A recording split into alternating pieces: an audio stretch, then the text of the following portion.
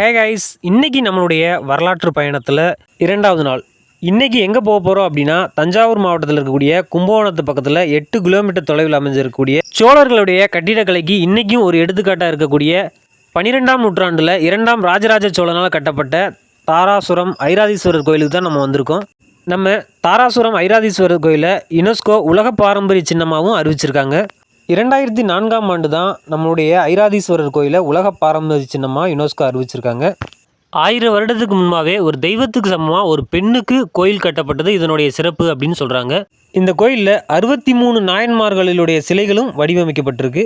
கங்கை கொண்ட சோழபுரத்தை தலைநகராக கொண்டு ஆட்சி செய்து வந்த 2ஆம் ராஜராஜன் அங்கு தலைநகரை தாராசுரத்திற்கு மாற்றியிருக்காரு.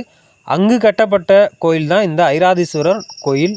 முதலாக இந்த கோயிலுக்கு ராஜராஜேஸ்வரம் உடையார் அப்படின்ற பெயர் தான் சூட்டியிருக்காங்க. அப்புறம் பின்னாட்களில் அது ஐராதீஸ்வரர் கோயில் அப்படின்னு அழைக்கப்பட்டிருக்கு. தஞ்சை பெரிய கோயில், கங்கை கொண்ட சோழபுரத்தை காட்டிலும் இந்த கோயில் மிகச் சிறிதாகவே இருந்தாலும் இதனுடைய சிற்ப வேலைப்பாடுகள் அப்படின்றது மிக நுணுக்கமாகவே இருக்குது.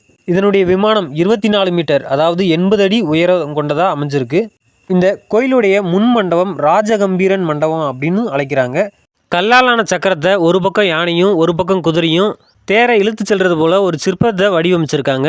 கோயிலுடைய நுழைவாயில் பக்கத்தில் நந்திக்கு பக்கத்தில் பார்த்தீங்க அப்படின்னா இசை படிக்கட்டுகள், அதாவது இசையை எழுப்பக்கூடிய படிக்கட்டுகள் அமைஞ்சிருக்கும்.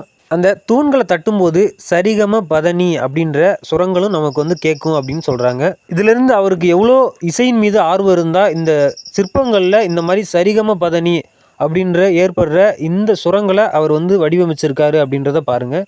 இதுதான் ராஜகம்பீரன் திருமண்டபம் என்று அழைக்கப்படும் மகா மண்டபம். இது யானையும் குதிரையும் இழுத்து செல்லப்படுவது போல் அமைக்கப்பட்டிருக்கு.